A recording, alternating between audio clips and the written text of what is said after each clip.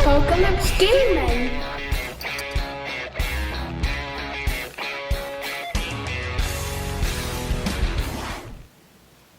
Hi guys, sorry about my absence from the tubes. I have been busy. I've just not had the time to actually get the camera out and show you what I've been doing. So what I have been doing is I've been helping out the wife. I've been helping her build some vehicles. As you know, or those of you who are subscribed to her and are friends with her, know that Mythril has her issues to deal with. And that's leaving her in a situation where it's becoming too difficult for her to actually build her vehicles and magnetise them. So I volunteered to help out. So what have I done? Well, I've built up a few different things. I'll just try to find the right component parts here, and I keep getting the wrong spawns and sides, so let's keep looking. So here we go. I have built a Baal Predator. I've actually built two Baal Predators. One of them she started work on already, so I'm not going to steal her thunder by actually showing you the piece off. But it's fully magnetised, so we have the sponson flamer, and I've magnetised this little section there as well, so that can go on between that and the bolter part. We have the bolter. I've also obviously primed these and base coated them in her colours. Oops, it's that one I need. So again, that'll pop on. Then that goes on there. So both side sponsons magnetised. I've done the same for our other Baal Predator, although that's the old style Baal Predator and this is the new one. This is all stuff from her existing collection. So that's that part. I have the roof section. I've just glued the smoke launchers on because it looks like they just come as standard. So I didn't see any need not to do that. The canopy section. And the turret itself I have magnetised, so that will magnetise in place, and then I've magnetised the actual turret mounted weapon as well. So there we go. So whatever that gun's called, I don't know, I can't remember, but that's magnetised, and then the cowling cover is magnetised to go on top of that. With full movement still. And the flamer section, let me just try and get that off.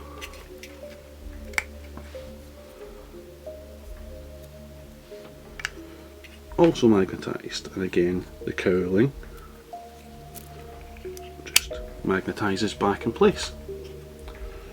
So that's that, and on the back of that section, depending on which of the two guns she's going to go for, if it's the thing we want, the first gun I showed you, that's magnetised and will hold in place there, and so is that. So she can run this fully as whatever one it is she's going to do it as. We also have the little gunner dude, and I've left that loose as well so that can go in or out if it's a weapon destroyed.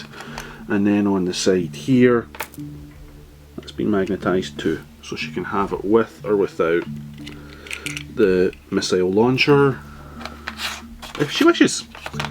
So that's that one. Obviously the various parts have all been primed up ready for her to build, so that be one of them. I'll go and get you the next thing I've built for her, or got to the sub-assembly phase for her. So the next thing we have here in my wee bag of bits is one Furioso Dreadnought, and again fully magnetised. So let's see if we can figure out what we've got here. So there's the front of the carapace, and we've got the arms. So I've just again primed these up, but that's fully magnetised. I'm not sure how long that pressure seal will hold or work. So arms on, and the claws I have magnetised, all four claws in the same way, so they'll hold on to the front for her. As you can see, so the blood claws and the blood talons I think they're called, they're magnetised. Under the arms we have the various guns are all magnetised, so there's 1, 2 and 3. And I've done that across both left and right arms just in case she wants to go one way or the other. So they're fully magnetised, again weapons destroyed, or she wants to go one way or the other. We have the Magna Grapple, I think it was called, again magnetised, so it'll go on the top for her, so you can choose to use that or not to use it. And there's also a space for the searchlight, should you want the searchlight option. I think that's them all. Oh no, and also the smokes. So she could run with the smokes and the searchlight at the same time, or she could go with the Magna Grapple, depending on what she wants.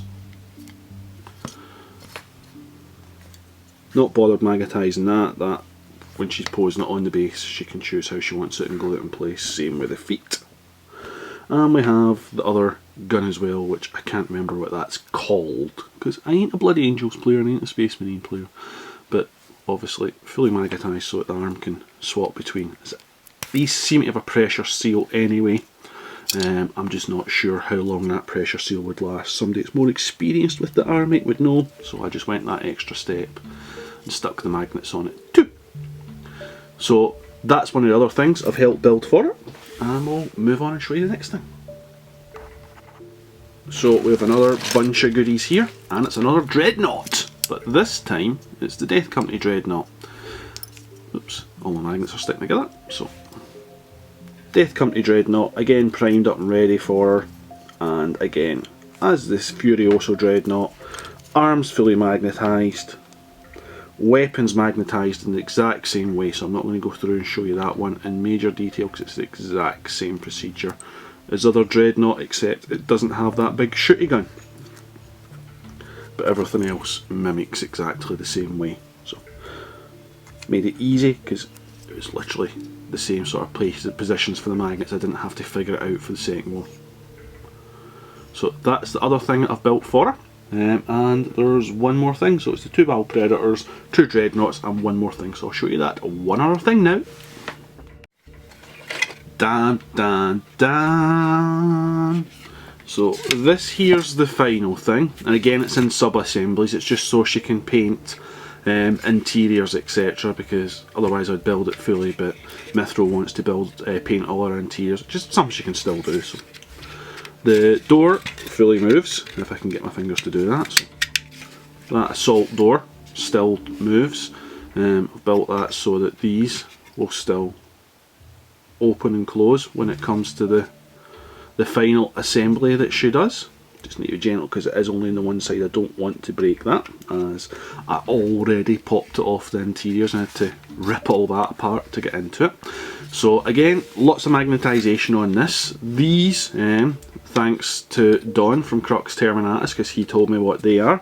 Some sort of grenade launcher, which are optional, only on the Redeemer and the other one, but not on the normal Land Raider. So that's magnetised, so that she's got that option of using those assault grenades or whatever it was he'd called them.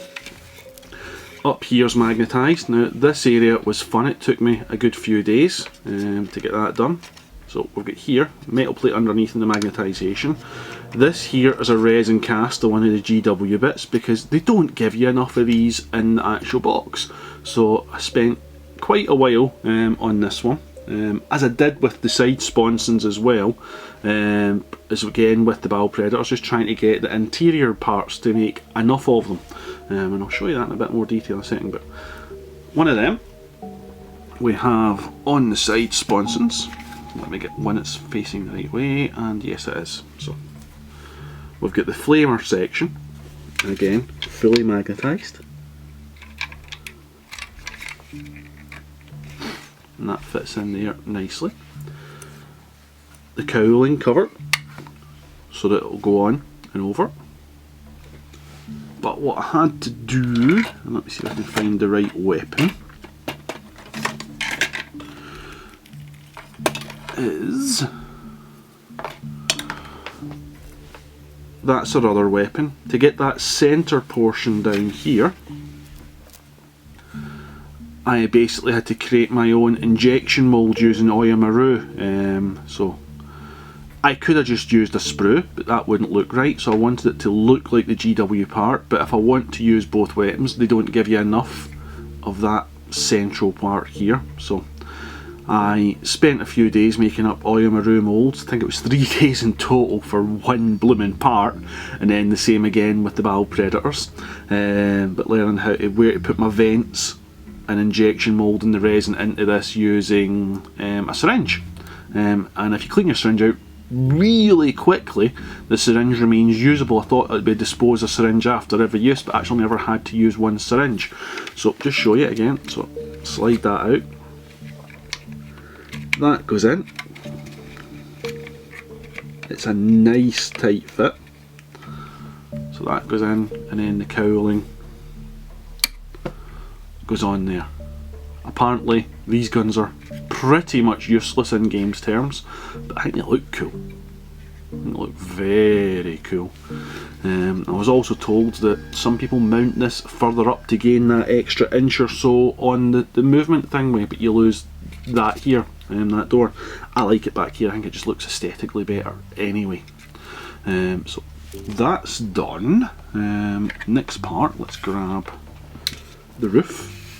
I have magnetised her aerial because looking at it, if anything's going to get broke, it's going to be that in transit or storage. So aerial's fully magnetised so that won't be broke off. And again,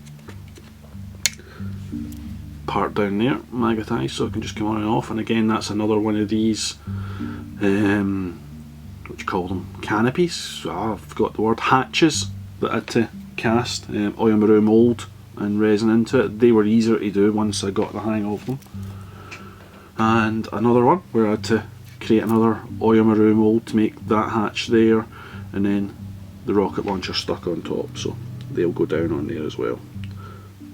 Fully magnetised. And if I can just, oops, there's still blue tack there. Dope!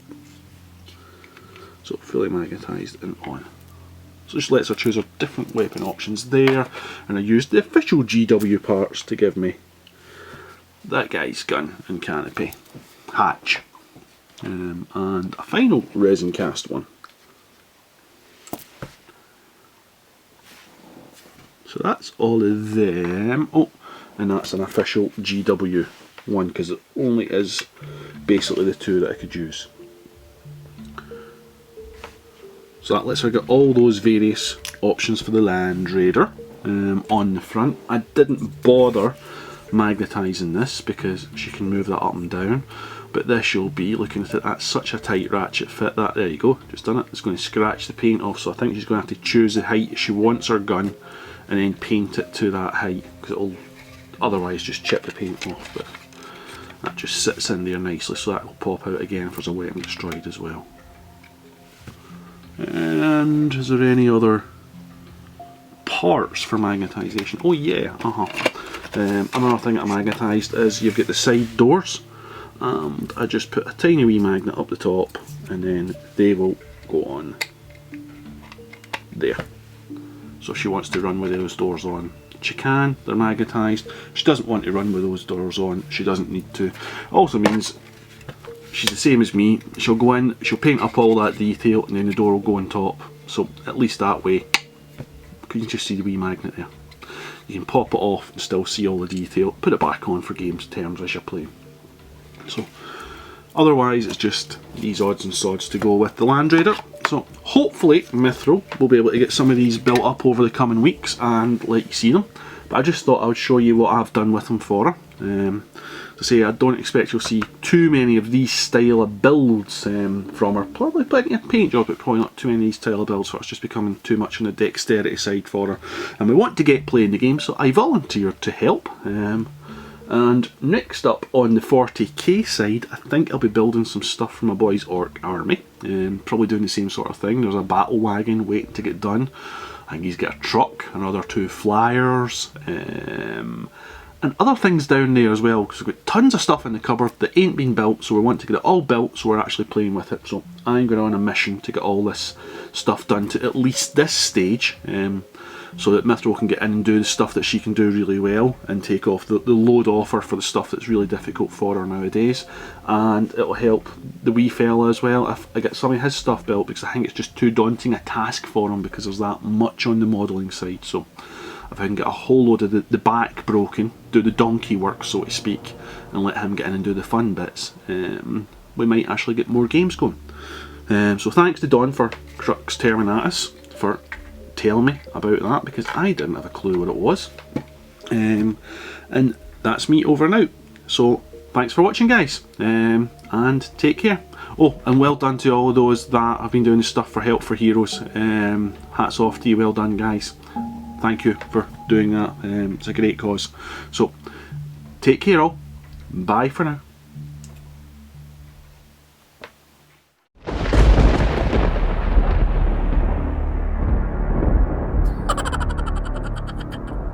Apocalypse Gaming.